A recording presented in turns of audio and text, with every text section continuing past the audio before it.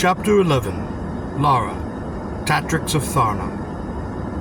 I passed through the opening and painfully began to climb a small circular passage, staggering with each step under the weight of the heavy metal yoke. The man with the whip, cursing, urged me to greater speed. He poked me savagely with the whip, the narrowest of the passage not allowing him to use it as he wished.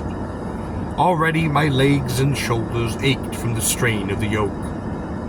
We emerged in a broad but dim hall. Several doors led from this wall. With his whip prodding me scornfully, the man in wrist straps directed me through one of these doors. This door led again into a corridor, from which again several doors led, and so it did continue. It was like being driven through a maze or sewer. The holes were lit occasionally by Tharna oil lamps, set in iron fixtures mounted at the walls. The interior of the palace seemed to me to be deserted. It was innocent of color, of adornment, and I staggered on, smarting from the whip wounds, almost crushed by the burden of the yoke. I doubted if I could, unaided, find my way out of the sinister labyrinth. At last I found myself in a large vaulted room, lit by torches set in the walls. In spite of its loftiness, it too was plain, like other rooms and passageways I had seen. Somber, oppressive, only one adornment relieved the walls of their melancholy aspect, the image of a gigantic golden mask, carved in the likeness of a beautiful woman. Beneath this mask there was, on a high dais, a monumental throne of gold.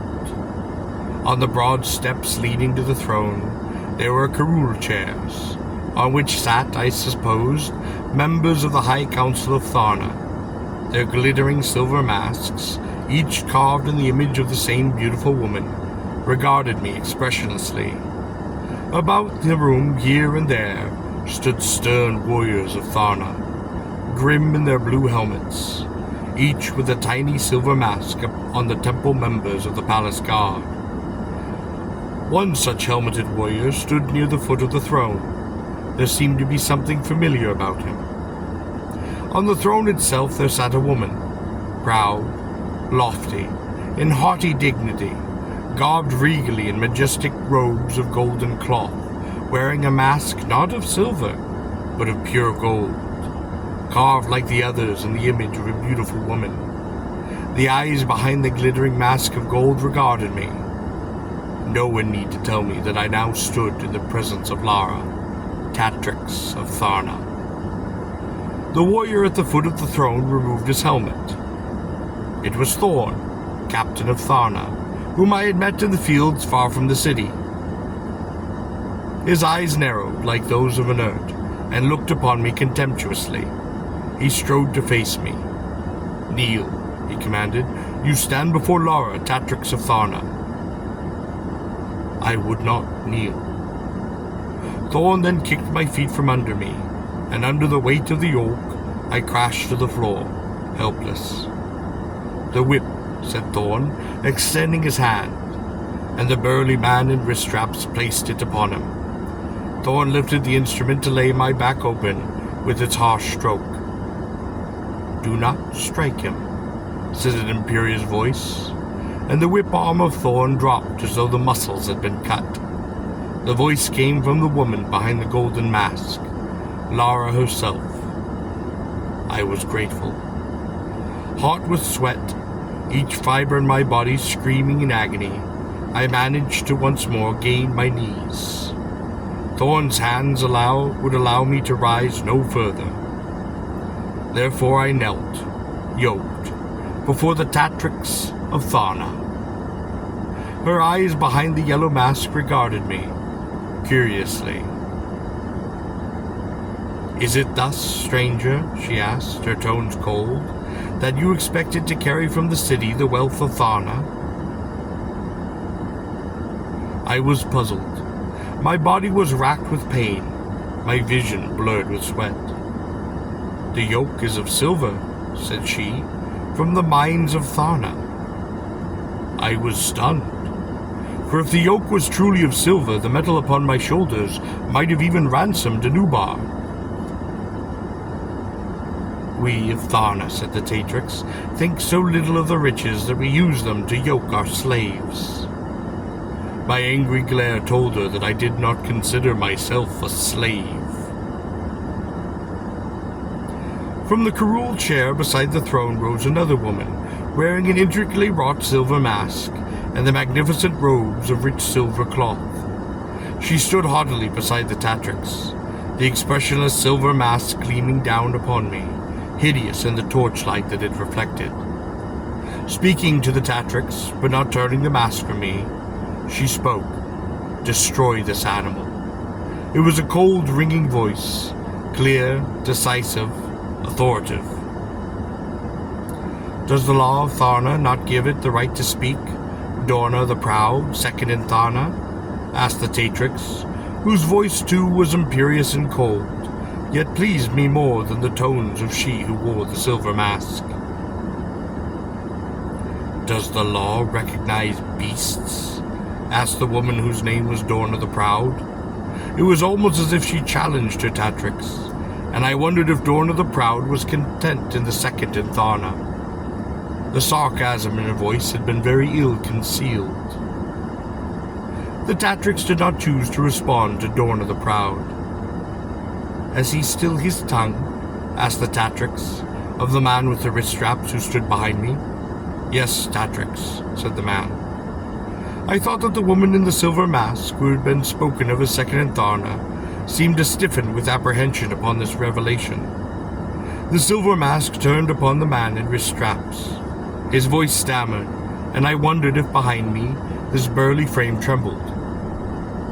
It was the wish of the Tatrix that the slave be yoked and brought to the chamber of the golden mask as soon as possible, and unharmed. I smiled to myself, thinking of the teeth of the earth and the whip, both which had found my flesh. Why did you not kneel, stranger? Asked the Tatrix of Tharna. I am a warrior, I responded. You are a slave, hissed Dorna the Proud from behind her expressionless mask. Then she turned to the Tatrix. Remove his tongue. Do you give orders to she who is first in Tharna? Asked the Tatrix. No, beloved Tatrix, said Dorna the Proud. Slave, said the Tatrix, and I did not deign to acknowledge that situation. Warrior, she said. Beneath the yoke I raised my eyes to her mask. In her hand, covered with a glove of gold, she held a small dark leather sack, half filled with coins. I assumed they were the coins of Ost, and wondered where the conspirator might be. Confess that you stole these coins from Ost of Tharna, said the Tatrix. I stole nothing, I said. Release me. Thorn laughed unpleasantly from behind me. I advise you, said the Tatrix, to confess. I gathered that for some reason she was eager that I plead guilty to the crime, but as I was innocent, I refused. I did not steal these coins, I said. Then, stranger, said the Tatrix, I am sorry for you. I could not understand her remark, and my back felt ready to snap under the weight of this yoke. My neck arced under its weight. The sweat poured down my body, and my back still stung from the bleeding lash. Bring in Ost, ordered the Tatrix. I thought Darna the Proud stood uneasily in the curule chair. She smoothed the silver folds of her robes with a nervous hand, all gloved in silver. There was a whimpering and a scuffling from behind me. To my astonishment, one of the guardsmen of the palace, the tiny silver mask blade across the left temple of his helmet, flung Ost, the conspirator, yoked and sniveling, to the foot of the throne.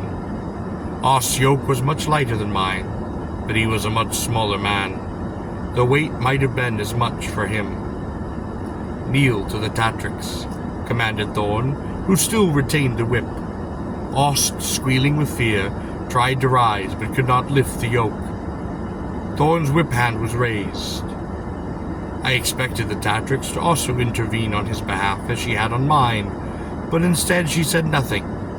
She seemed to be watching me. I wondered what thoughts glittered behind the placid mask of gold. "Do not strike him," I said. Without taking her eyes from me, Lara spoke to Thorn. "Prepare to strike," she said. The yellowish-purple marked face split into a grin, and Thorn's fist tightened upon the whip. He did not take his eyes from the Tatrix, wanting to strike at the first instant she permitted the blow. "Rise," said the Tatrix to Ost, "or you will die on your belly like the serpent you are." "I cannot," wept Ost. "I cannot." The Tatrix coldly lifted her gloved hand. When it fell, so too would the whip. "No," I spoke. Slowly, every muscle straining to keep my balance, the cords on my legs and back like tortured cables, I reached out my hand to Ost's, and struggling in agony to keep my balance, added the weight of his yoke to mine as I helped him draw to his knees. There was a gasp from the silver-masked women in the room. One or two of the warriors, heedless of the properties of Tharna, acknowledged my deed by smiting their shields with the bronze heads of their spears. Thorn, in irritation, hurled the whip back into the hands of the man with the whip straps. "You are strong," said the Tatrix of Tharna. "Strength is an attribute of beasts," said Dorna the Proud. "True," said the Tatrix. "Yet he is a fine beast, is he not?" asked one of the silver-masked women. "Let him be used in the amusements of Tharna," urged another. Lara held up her gloved hand for silence. "How is it," I asked, "that you spare a warrior the whip, and would use it on so miserable a wretch as Ost?" "I had hoped you guiltless, stranger," said she, "but the guilt of Ost I know." "I am guiltless," I said. "Yet," said she, "you admit you did not steal the coins." My brain reeled. "This is true. I did not steal the coins." "Then you are guilty," said the voice of Lara. I thought quite sadly. "Of what?" I asked to know. "Of conspiracy against the throne of Tharna," said the Tatrix. And I was dumbfounded. "Ost," said the Tatrix, her voice like ice, "you are guilty of treason against Tharna. It is known that you conspire against the throne." One of the guards, the fellow who had brought Ost in, spoke. "It is as your spy reported, Tatrix. In his quarters we found seditious documents, letters of instruction pertaining to the seizure of the throne, sacks of gold to be used in obtaining complices." "Has he confessed these things as well?" asked Lara. Ost burbled helplessly for mercy, his thin neck wriggling in the yoke. The guardsman laughed. One sight of the white earth, and he admitted all. "Who, serpent," asked the Tatrix, "supplied the gold? From whom came the letters of instruction?" "I do not know, beloved Tatrix," whined Ost. "The letters and the gold were delivered by a helmeted warrior." "To the earth with him," sneered Dorna the Proud. Ost withered, squealing for mercy, and Thorn kicked him to silence him. "What more do you know of this plot against the throne?" asked Lara of the sniveling Ost. "Nothing, beloved Lara," he whimpered. "Very well," sighed Lara, and turning the glittering mask to the guardsman who had hurled the yoke Ost to her feet. "Take him to the chamber of the Earths." "No, no, no," whimpered Ost. "I know more! I know more!" The silver-masked women leaned forward in their chairs. Only the Tatrix herself and Dorna the Proud still sat straight. Although the room was cool, I noted that Thorn, captain of Tharna, was sweating, his hands clenching and unclenching. "What more do you know?" demanded the Tatrix. Ost looked about himself as well as he could, his eyes bulging with terror. Do you know the warrior who brought you the letters in gold? She demanded. Him, I do not know, said Ost. Let me, begged Thorn, bloody his yoke. He drew his sword. Let me end this wretch here. No, said Lara. What more then do you know, serpent? She asked the miserable conspirator. I know, said Ost, that the leader of the conspiracy is a high person in Tharna, one who wears the silver mask. A woman. Unthinkable, cried Lara, rising to her feet. None who wear the silver mask could be disloyal to Tharna.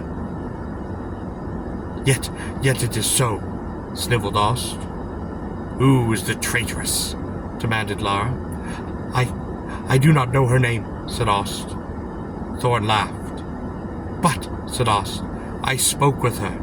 I might recognize her voice if I were but allowed to live. Thorn laughed. It is a trick to buy his life. What think you, Dorna the Proud?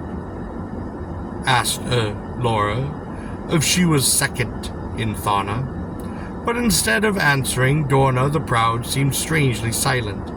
She extended her silver-gloved hand, palm facing her body, and chopped brutally down with it, as though it might have been a blade. Mercy, great Dorna! Screamed Ost. Dorna repeated the gesture, slowly, cruelly.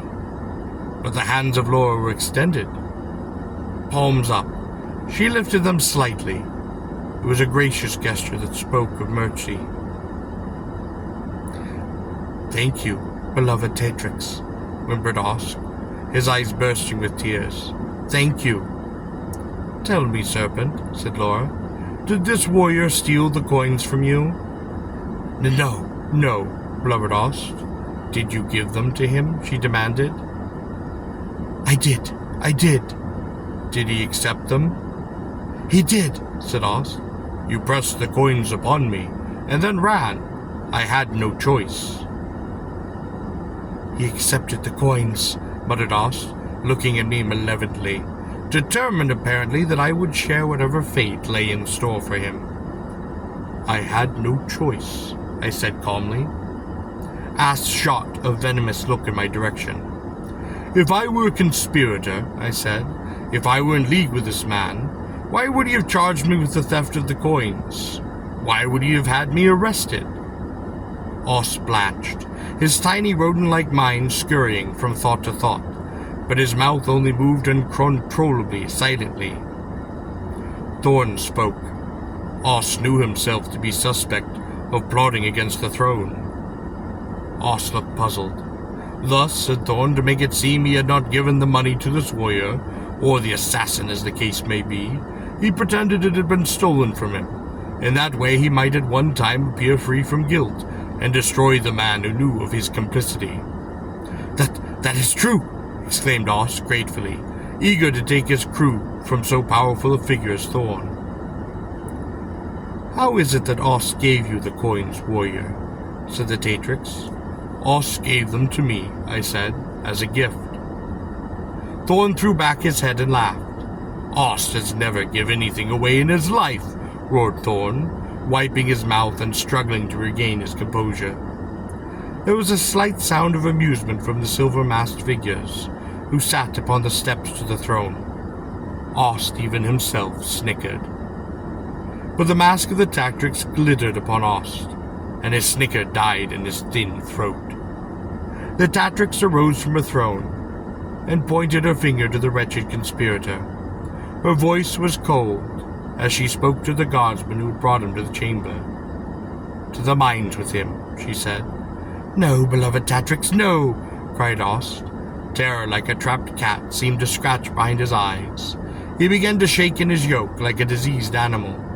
Scornfully, the guardsman lifted him to his feet and dragged him stumbling and whimpering from the room. I gathered the sentence to the mines was equivalent to a sentence of death. You are cruel, I said to the Tatrix. A Tatrix must be cruel, said Dorna. That, I said, I would hear from the mouth of the Tatrix herself. Dorna stiffened at the rebuff. After a time, the Tatrix, who had resumed her throne, spoke. Her voice was quiet. "Sometimes, stranger," she said, "it is hard to be first in Tharna." I had not expected that as an answer. I wondered what sort of woman was the Tatrix of Tharna, what lay concealed behind that mask of gold. For a moment I felt sorry for the golden creature, who before me's throne I knelt. "As for you," said Lara, her mask glittering down upon me, "you admit that you did not steal the coins from Ost, and in this admission you admit that he gave them to you." "He thrust them in my hand," I said, "and then he ran from me." I looked at the Tatrix. "I came to Tharna to obtain a Tarn. I had no money. With Ost coins I could have purchased one and continued my journey. Should I have thrown them away?" "These coins," said Lara, holding the tiny sack in her hand, gloved in gold, "were to buy my death." "So few coins?" I asked skeptically. "Obviously the full sum would follow upon the accomplishment of the deed," she said. "These coins were a gift, or so I thought," I said. "I do not believe you," she said. "What full sum did Ost offer you?" she asked. "I refused to be party to his schemes." "What full sum did Ost offer you?" repeated the Tatrix. "He spoke," I said, "of a Tarn, 1,000 golden Tarn discs, and provisions for my long journey." "Golden Tarn discs, unlike those of silver, are scarce in Tharna," said the Tatrix. "Someone is apparently willing to pay highly for my death." "Not your death," I said. "Oh, then what?" "Your abduction," I said. The Tatrix stiffened suddenly. Her entire body trembled with fury. She rose, seemingly beside herself with rage. "Bloody the yoke," urged Tharna. Thorn stepped forward, his blood raised. "No!" screamed the Tatrix, and to the astonishment of all, herself descended the broad steps of the dais. Shaking with fury, she stood before me, over me, in her golden robes and her mask. "Give me the whip," she cried. "Give it to me!" The man with the wrist straps hastily knelt before her, lifting it to her hands. She snapped it cruelly in the air, and its report was both sharp and vicious. "So," she said to me, both hands clenched upon the butt of the whip, "you would have me before you on the scarlet rug, bound with yellow cords, would you?" I did not understand her meaning. "You would have me in a camsic and collar, would you?" she hissed hysterically. The women of the silver masks recoiled, shuddering. There were exclamations of anger and of horror. "I am a woman of Tharna," she screamed. "First in Tharna! First!" Then, beside herself with rage, holding the whip in both hands, she lashed madly at me. "It is the kiss of the whip for you!" she screamed. Again and again she struck me. Yet through it all I managed to stay upon my knees and not to fall. My senses reeled, my bloody tortured by the weight of the silver yoke, now wrapped in the flames of the whip, shook with uncontrollable agony. Then, when the Tatrix had exhausted herself, by some effort I find it hard to comprehend, I managed to stand onto my feet, bloody, wearing the yoke, my flesh in tatters, and I looked down upon her. She turned and fled to the dais, ran up the steps and turned, and only when she stood at last before her throne, she pointed her hand imperious at me, that hand wearing its glove of gold, now splattered with my blood, wet and dark from the sweat of her hand. "Let him be used in the amusements of Tharna."